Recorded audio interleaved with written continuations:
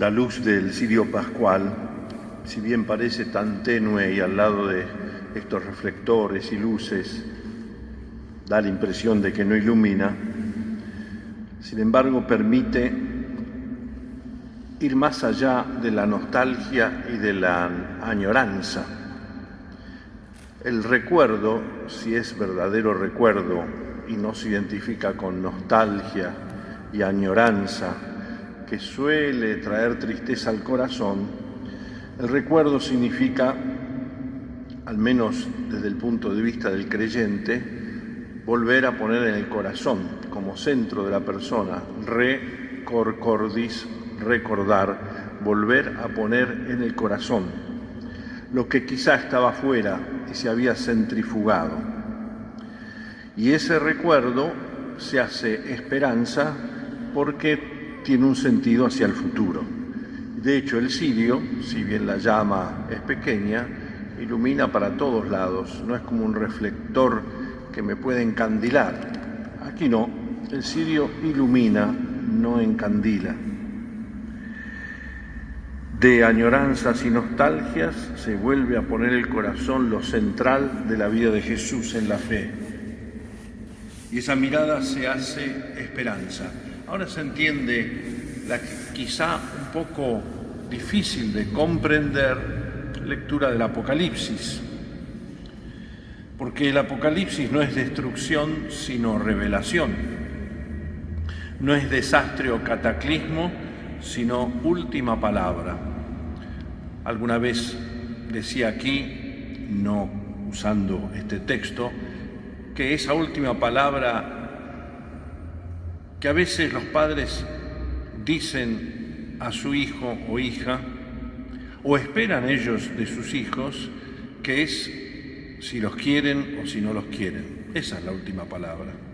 Y la última palabra del Apocalipsis, lo saben, es ven Señor Jesús. No es te tengo miedo, cuándo va a ser el último día, se va a caer el mundo. No, ven Señor Jesús, no tardes. Es el encuentro definitivo. Sí, los hechos de los apóstoles nos han ayudado a ver que la resurrección de Jesús predicada provoca un aumento en el número de los creyentes, los enfermos que sanan, los signos se multiplican y la unidad de la Iglesia no se rompe.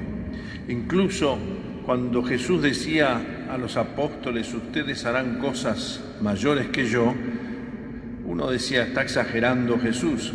Sin embargo, no leemos en el Evangelio que a la sombra de Jesús se sanaran los enfermos, pues a la sombra de Pedro se sanaban los enfermos en los Hechos de los Apóstoles.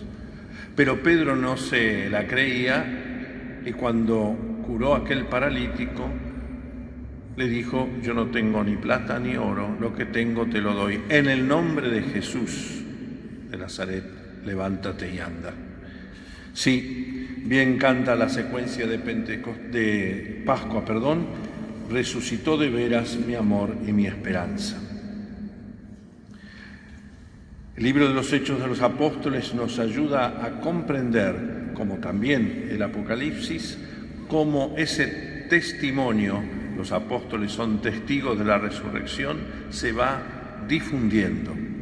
Ustedes saben, amantes de los deportes, que una de las disciplinas atléticas más conocidas y más bonitas de ver es la de la carrera de estafetas o de postas, cómo los corredores van hacia adelante y cuando llegan al siguiente participante del mismo equipo, el otro tira la mano para atrás y recoge el mismo testigo. Se llama testigo o testimonio y lo llevan adelante. Y así podemos identificar la historia de la Iglesia con tantos sucesores de Pedro, malos, menos malos, santos, menos santos, tan distintos y en épocas tan distintas, pero todos predicando el mismo testimonio que es Jesús, que el Apocalipsis lo llama el testigo fiel. En el Apocalipsis y las cartas de Juan nos hablan de signos que no son fáciles de comprender. Son cosas presentes y futuras, Son cosas que uno puede ver en la historia, experiencias de encuentro, pero tienen un sentido hacia el futuro, que no alcanzamos a ver. Habla de los 7 candelabros, las estrellas, las 7 copas, los 7 sellos. Todo queda como en una neblina y sin embargo hay algo que es clave. Yo soy el primero y el último, el viviente, el que tiene la llave de la muerte y del abismo. Y Él nos reúne hoy, aún recordando la muerte de un sucesor de Pedro. Y los funerales van cambiando con las épocas, más sencillos, menos sencillos. Los nuestros quizás son más todavía sencillos, pero nos encontramos con el viviente, el que tiene la llave de la muerte y del abismo. Todo el plan de Dios, Francisco solía repetir todos, todo el plan de Dios está frente a nuestros ojos para todos. Todo el plan de Dios para todos. ¿No decía Pablo de Tarso a Timoteo, su fiel discípulo, desde la cárcel? He luchado el buen combate, concluí mi carrera, conservé la fe.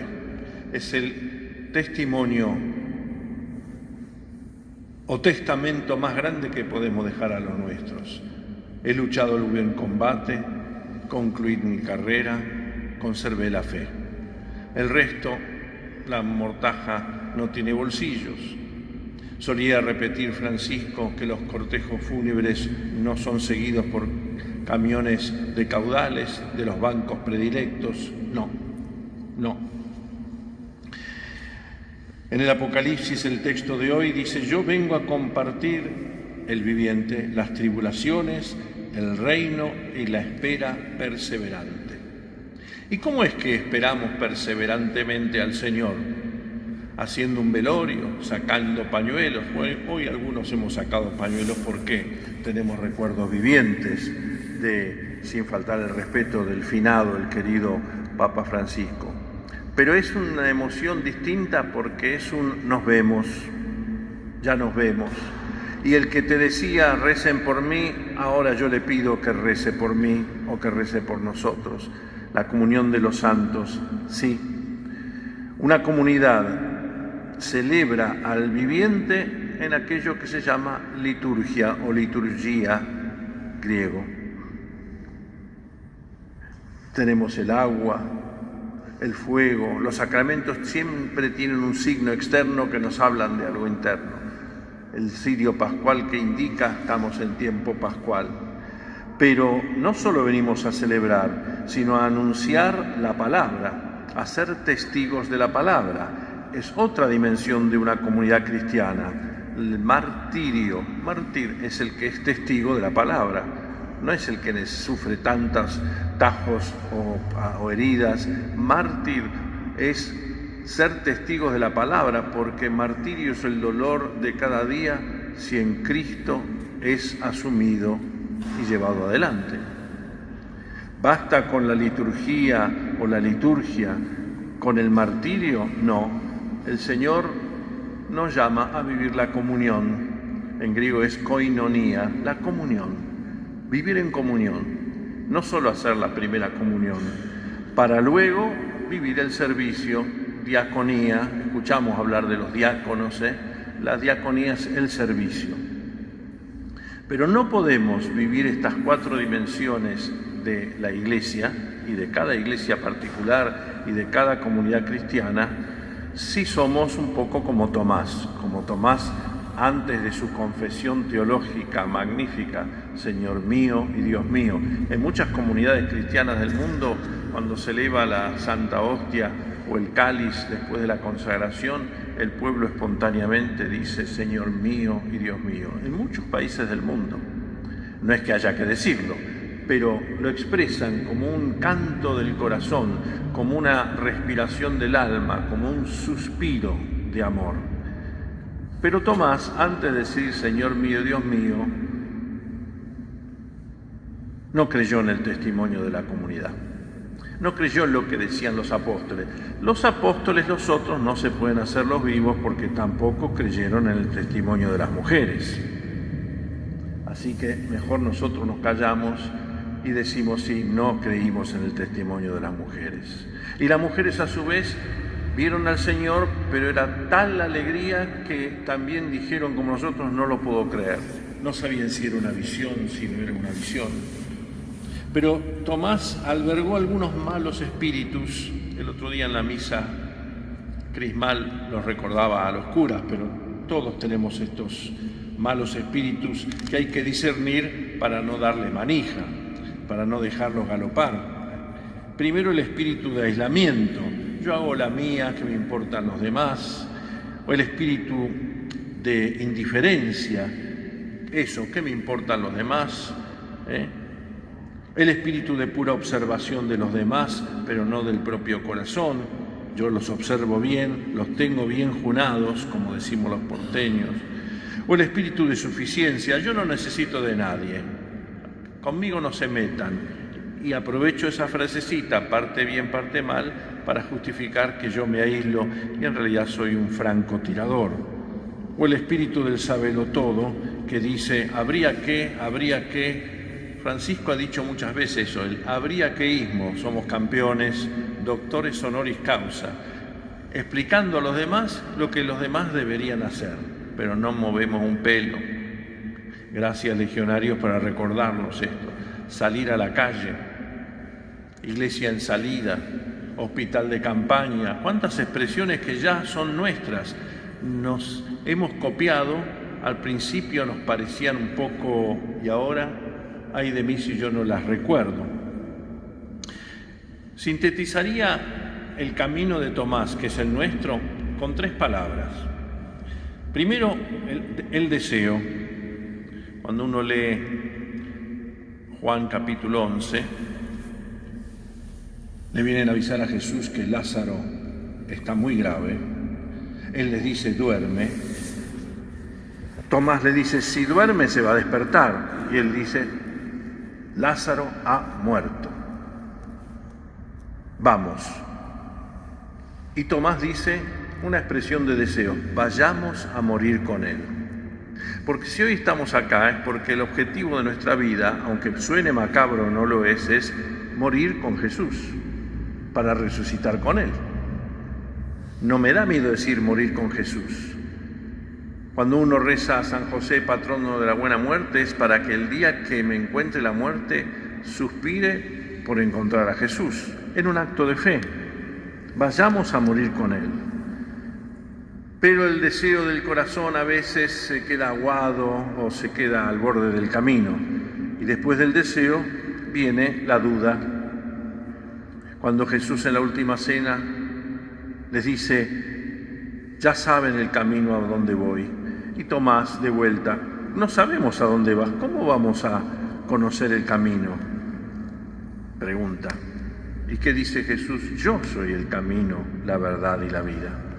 No son los métodos, las escuelas, las técnicas, fórmulas, un mapa, el GPS, o solo el autor predilecto que leo, sino Jesús, el Cristo, el centro, cuando se marca el cirio, principio y fin, alfa y omega. A Él pertenecen el tiempo y la eternidad.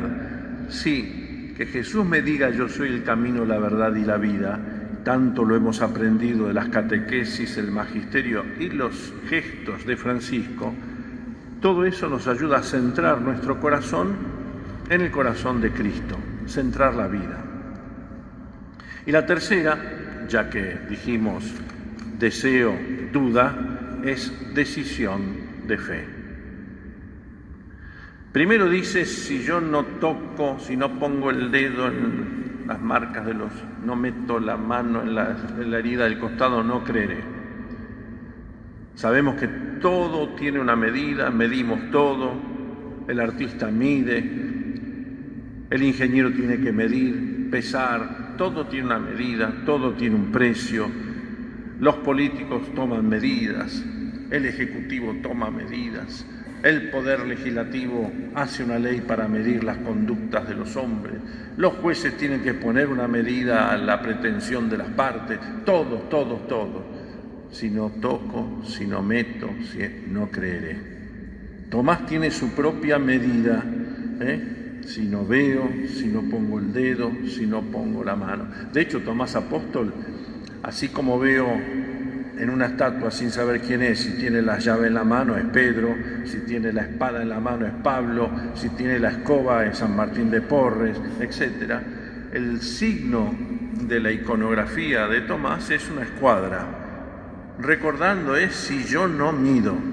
De hecho, decimos a veces, lo he repetido acá, no tiene un dedo de frente. ¿Qué significa? Una medida.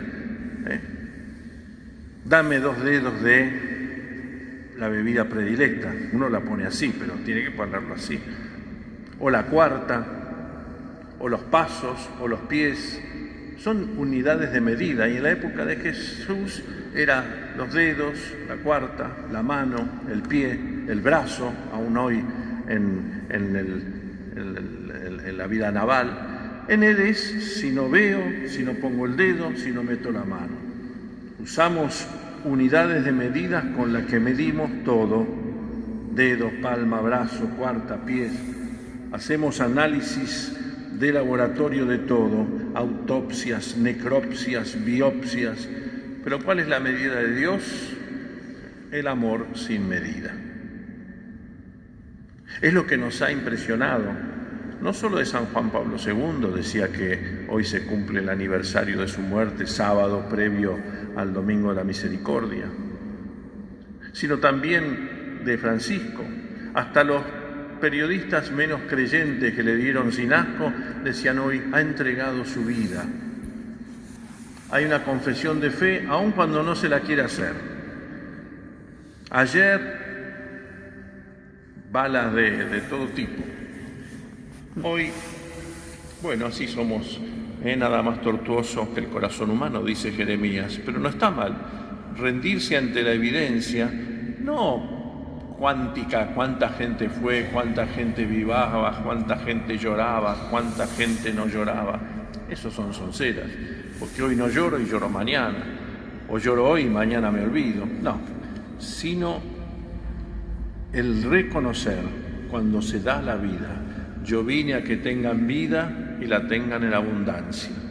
Sí, decimos en el Sirio también: por sus santas y gloriosas llagas nos proteja y custodie Cristo el Señor, cuando ponemos los inciensos que recuerdan las heridas de Jesús. Sí, sí. No hay milagros ante Tomás, sino solo una confesión de fe. Solo una confesión de fe. Tomás le roba a Jesús una bienaventuranza, nuestra bienaventuranza. Bienaventurados los que creen sin ver. Y Jesús le roba a Tomás una confesión de fe hermosa: Señor mío y Dios mío. ¿Qué más? Tener a Jesús en la boca es eso: Señor mío y Dios mío. Tener siempre su nombre en nuestros labios.